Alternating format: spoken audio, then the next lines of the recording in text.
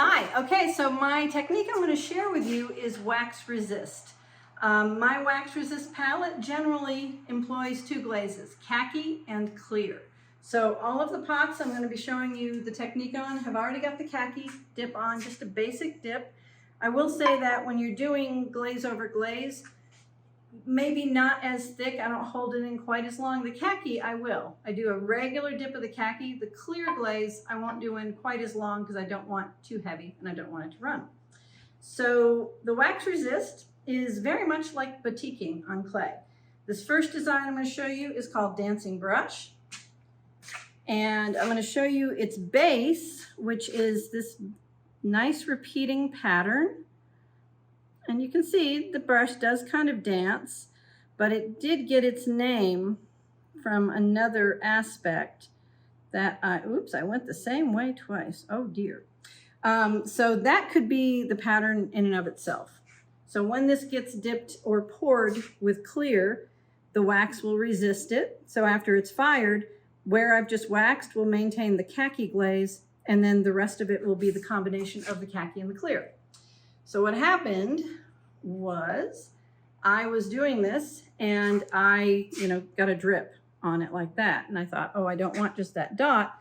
So I just started doing true dancing brush. I keep doing that same kind of pattern. Now that looks like a hot mess. And the first time I did it, I thought that looks like a hot mess. But I know enough about what this does once it's dipped again in the other glaze and through the firing that I was going to wait and see. So that's Dancing Brush. Another pattern, and this is the thing, when you have two glazes that are stable together like that and the lines hold, you can do all kinds of things. This is a pattern I used to do when I worked with chinos. And it's my cone flower. And what I like is I can be very gestural and quick with it. And that's, I love doing other flowers. That's nice. And it's, I've done not enough, but I've done just a little bit of study with Sumier. And I don't know that anyone who really does Sumier would accept this as an example, but that is the inspiration behind that. And I like to do it on cups and mugs as well. So on these cups, what I generally will do is swirls. Find my right brush. And I always kind of push in the bottom of my cups and mugs. And I love it because it gives me, in this case, an opportunity for another decorating surface.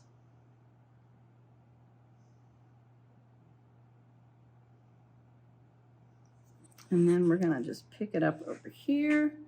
And again, I like to just kind of be as gestural as possible and not get too wigged out with how even it is, how consistent. I like it to be the swirls, but just kind of do what it's gonna do. Oh, there we go. And then at some point I will put a little leaf in there. So I will do those up, and then I'm going to do a tree for you. I'm going to do a tree on here. I do trees on mugs. You can kind of see this one. I don't even know if it shows. So when we get to the dipping, you'll see that. So I do trees on mugs. I do the cone flowers on mugs. I even do Dancing Brush on mugs. So you'll see more of that when we get to the dipping. So for the tree, in this case, this is a flat bottom plate, but when I make, a lot of times when I do dinnerware, if people commission dinnerware for the trees, I will do a trimmed foot specifically so I can do the wax resist inside the foot ring because the dishwasher needs a present. So I'm going to do the tree this orientation just because. And again, I am not a drafts person, so it's a tree. What kind of tree? Who knows? But it's a tree.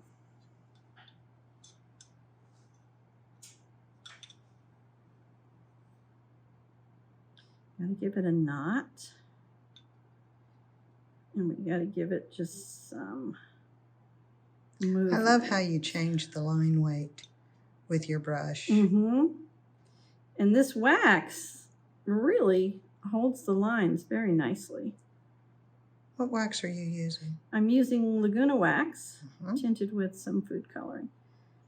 So then I am gonna extend some of these, just give it the idea of branches. And then I'm gonna switch brushes. Use that one, isn't it?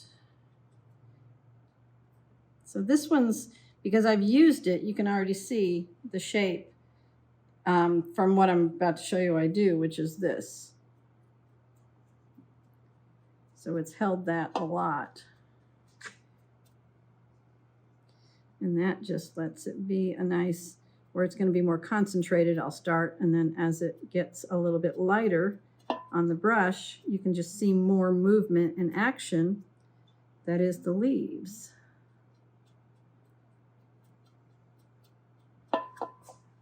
And then you wanna, sometimes it gets a little hard to see, but again, trust the process. Okay, so the next step is to let them dry, because you can see I've got varying weights of the wax. You can see where it's wetter in some cases. You do want to be careful, especially when you're doing the long lines. You don't want your wax too thick, because if it's too thick, it'll just dry and peel off. So you want to, you can, I don't know if you can tell, this is watered down a little bit from what comes out of the bucket. Mm-hmm. Not too wet, not too thick. So these are going to dry. So the wax is dry, and I'm going to get the clear ready. And the next step is we're going to add the clear. So now we're going to do the top glaze, which is a clear glaze. I've got mixed up here. And you're going to notice that this is going to leave residue of the khaki in the clear glaze. That's fine with me. This is really the only thing I use this clear for, and it's the only thing I use the khaki for. I use khaki by itself sometimes. So the nature of my wax resist work changes with each firing as I go through this bucket, because this clear gradually gets a little bit more iron in it. So it changes the nature. So people don't generally notice in the gallery, but I love that I can tell when in a firing cycle or when in a glaze bucket cycle pieces were made by the way they look, and that it is ever changing. So this one I'm going to start with, you know that, did you? I didn't know that. Is the tree. And this one I can dip in. We only have it on the front, not on the back. And sometimes I will leave this just back, khaki, but I'm not going to wax that today. This will fit in the bucket, so I'm going to dip it this direction so that, get in there so you can see the residue. And then there it goes. Look at that upside down tree. Lori, that's magic every time. And then I'm going to lift it up a little bit, and I will just tap that with clear afterwards. And watch out, I'm going to stick my head in it real quick. Just to help motivate clearing some of that tree knot. Mm-hmm. And so by the gravity of it, had it draining out the top of the tree, but now by turning it back up this way, the weight is shifting. So you can see a couple of the little drips pooling up there, but that's fine because it is in the leaf part of the tree. And you work with really stable glazes. Yes, in this technique. Absolutely. Yeah. Fabulous. Let's see another one. All right, so next we're going to do the cone flower. This is going to be another kind of easy dip that's just very satisfying because it's nice, big, thick lines.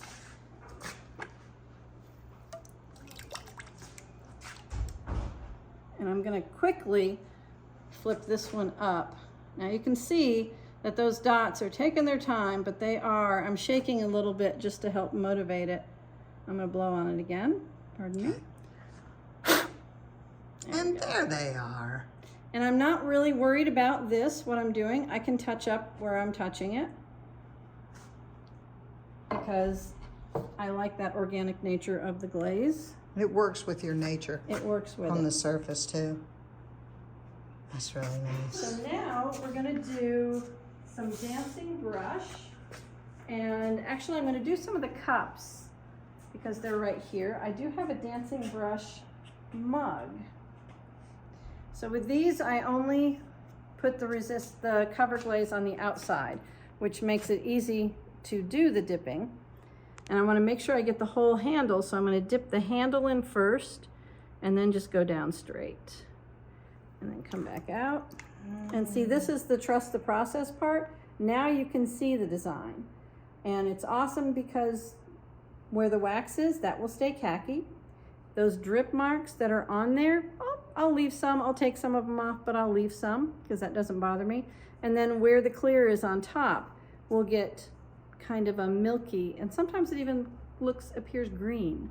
So people see different I like it things. when that happens. This being a fresh bucket Sometimes of glaze, it's even bluish white. sometimes it's bluish white. So I think, you know, maybe that's the firing, maybe that's just the glaze itself.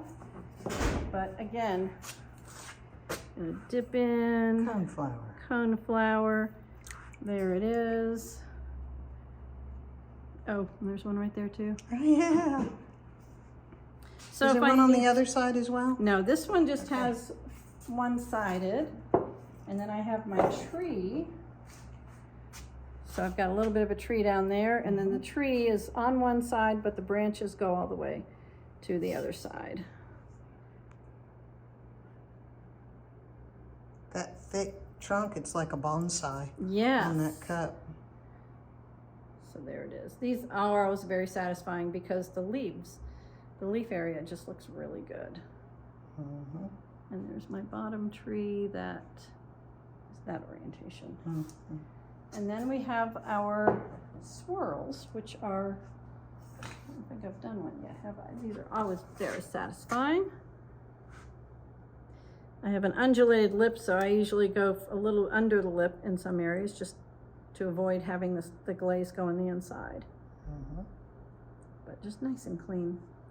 So when I'm doing, generally, when I'm doing larger pieces, well, here's a dancing brush. This is great for the trust the process. So in this case, I have a nice little wax mark right here. So I'm gonna grab it right there. We're gonna go in and come out. So I have one of your dancing brush pieces at my house that is the 2 coats of Shino. And you got that beautiful carbon trapping. Yes. Golly, I love that piece. So now if I want to, I can take a little tiny sponge and, thank you, while it's wet, wrung out sponge, if I just dab these guys, then I can pick up some of those big blops if I want to. Sometimes I like to leave them though. Nice. And I mean, that looks kind of cool, but wait till you see it when we unload it. Because that's going to be the best. And I think you tell me if you want to see. Usually if I'm doing these larger pieces, I will have a big bucket that I put the glaze in so I can just dip it in and out. These I'll probably pour. This one, I think I can get in here. Yeah, I think I can get this one in here.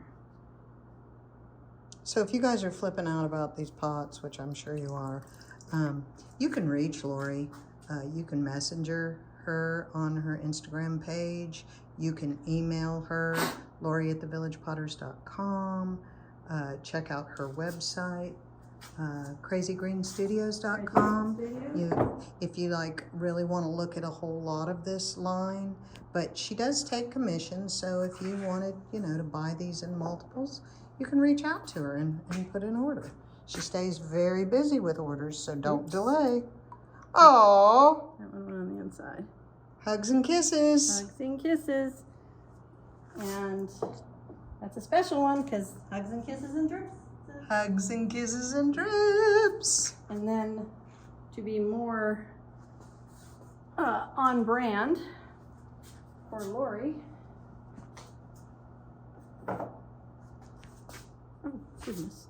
Why, look, there's a sponge.